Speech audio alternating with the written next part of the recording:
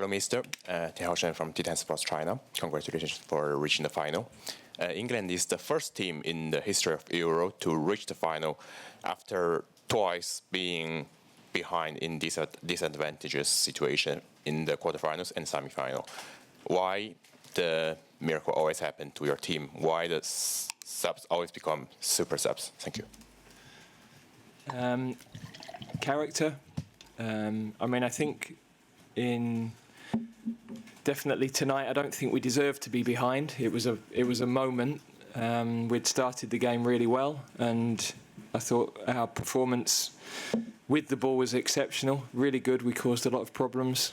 It was a very complicated game. They kept changing the way they were building up, so we had to keep changing the way we were defending. They kept changing the way they were defending, so we were looking for different solutions.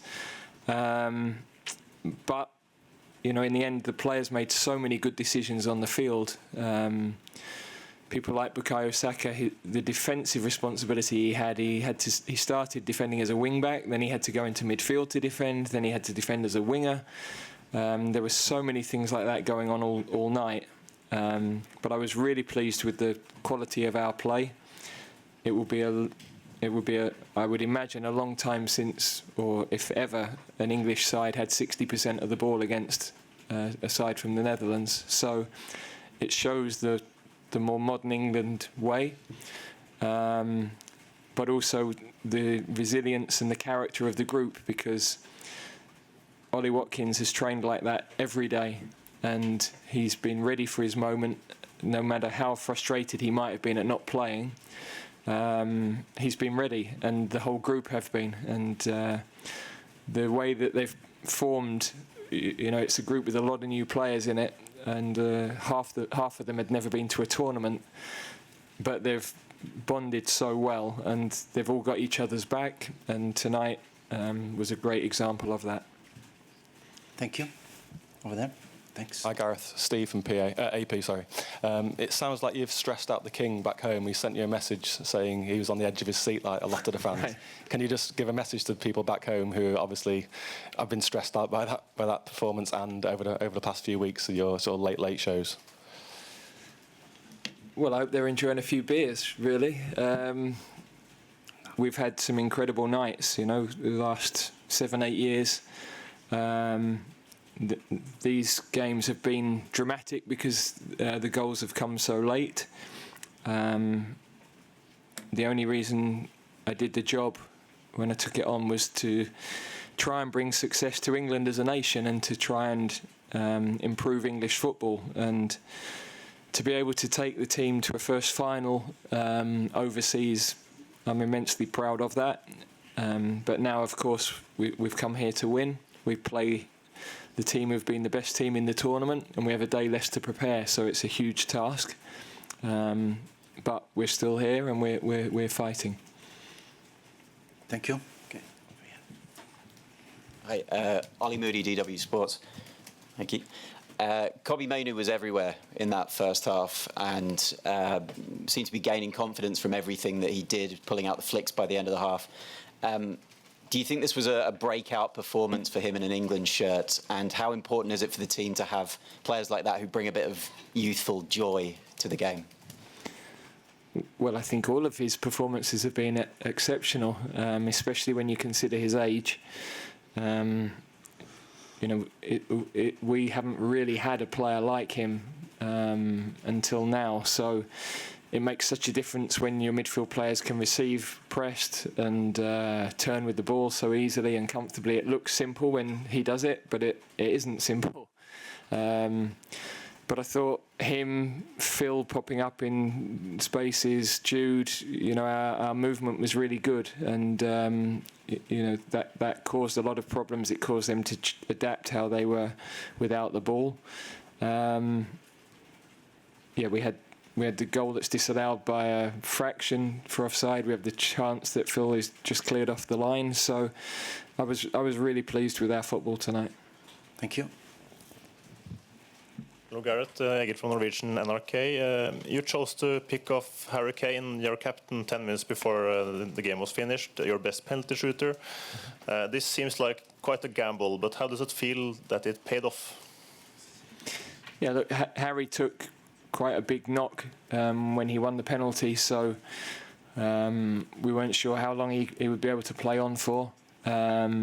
And him and Phil were playing well, but we were losing a little bit of energy on the pressure. Certainly we weren't taking Phil off because of his performance, but we have got good players on the bench.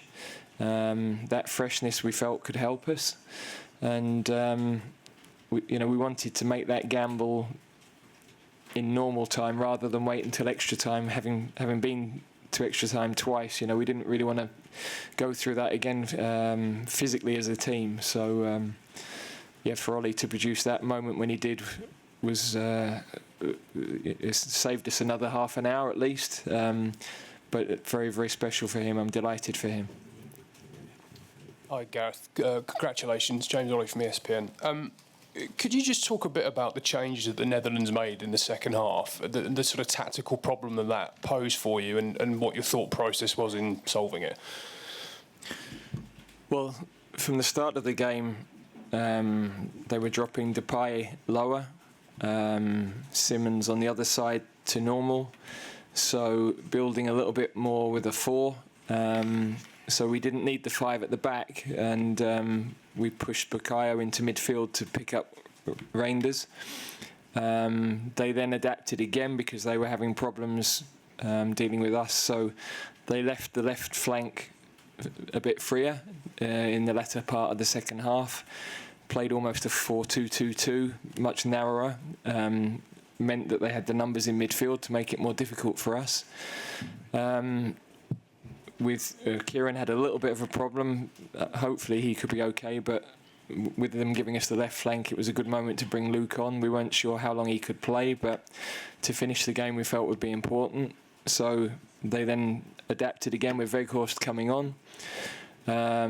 They had more numbers through, so they were a 3-box-3 really in the second half, which again Bukayo did a brilliant job covering inside.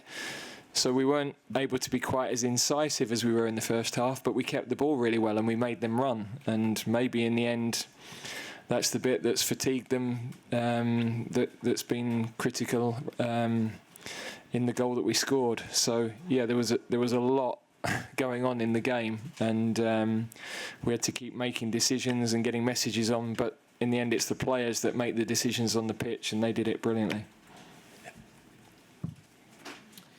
Michael Boykov for 90 Plus German media. England now have mainly played against defensively strong teams. Now they face Spain in the final, the strongest team in this tournament. Would you say that possession and offensive teams suit England better in terms of playing style? Well, we'll have to get the ball off them first. So it's not as simple as us having the ball and making them run. I mean, they press very, very well. So we're going to have to be exceptional with the ball, and we're going to have to be exceptional without it. But it's a final. You expect it to be that way. They've been the best team. We're starting to show a better version of ourselves. The extra day is a concern. In the last few tournaments, that's been a problem for finalists. So we've got to, do the very best we can to recover the players as well as we can. But we're not going to be on the training ground. That's simple. We'll be walking through things or delivering things in meetings, which was the same for this game. But we're in there, and with what we've shown to this point, we have as good a chance as they do. Hi Gareth, Simon Peach from PA, congratulations. You've touched on the personal criticism and the build-up, obviously the difficulties you had early on. Every knockout game there's talk of whether it's your last game.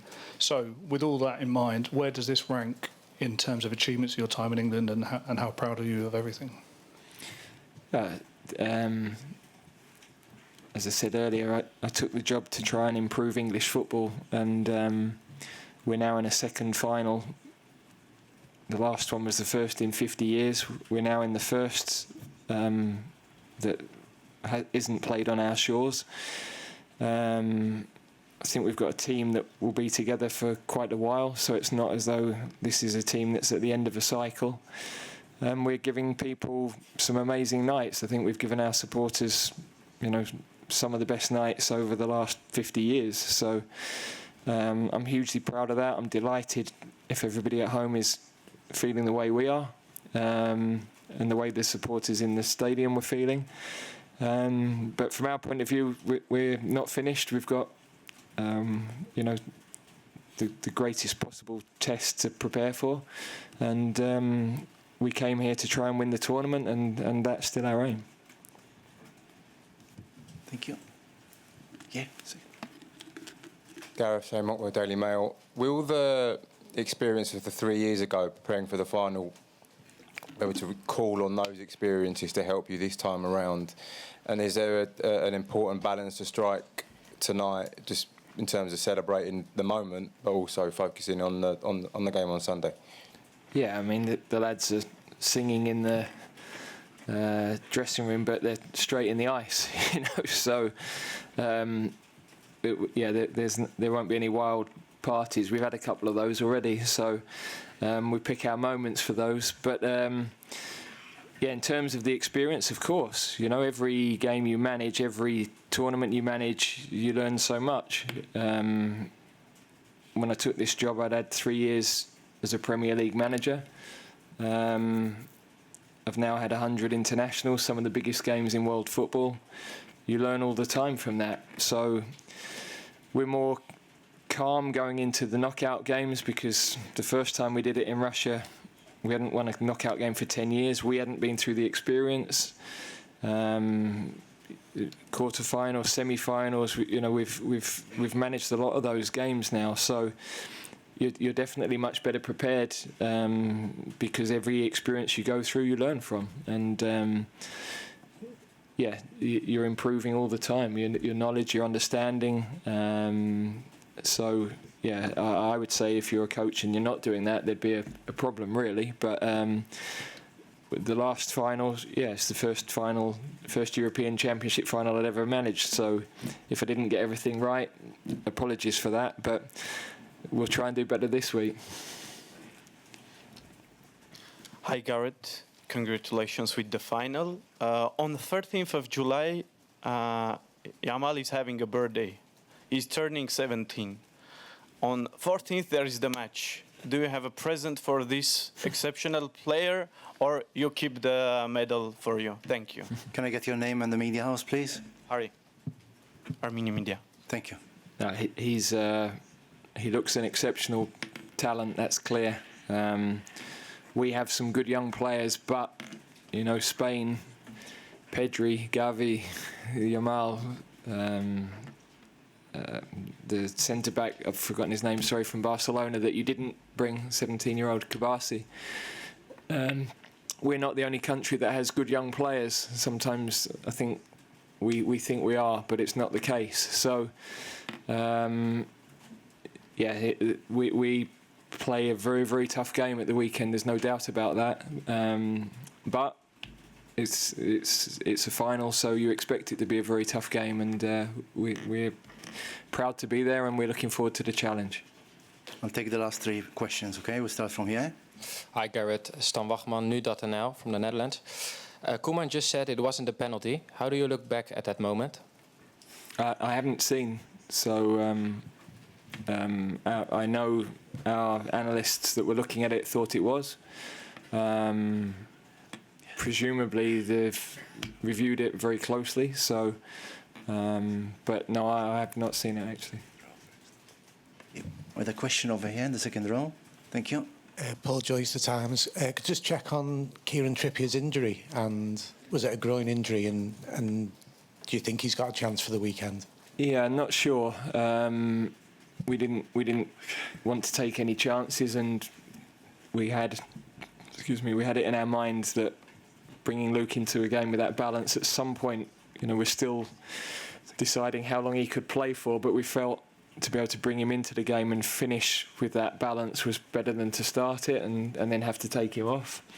So we'll have to see how Trips is, but I mean he's been absolute soldier for us, and to fill in the way he has and produce the level of performance on the wrong side of the pitch with the injuries he came into the tournament with as well has been absolutely phenomenal.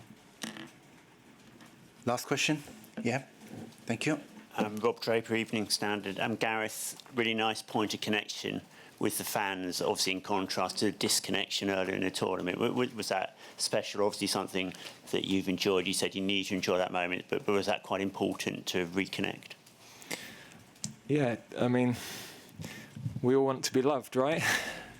So when you're doing something for your country and you're a proud Englishman, yeah, when you don't feel that back and when all you read is criticism, it's hard. So, yeah, to be able to celebrate a second final is very, very special. And, you know, especially with fans that travel, you know, our travelling support is amazing. The amount of money they spend to travel, the commitment to do that, to be able to give them nights like this. And, you know, I think we have given them a few over definitely the last 6 years from Russia onwards. Yeah, it means a lot. So if I hadn't been on the grass, I'd have been watching, celebrating like they were. So we're kindred spirits in many ways. But of course, I'm the one that has to pick a team, and yeah, so to be able to give them a night like tonight, very, very special.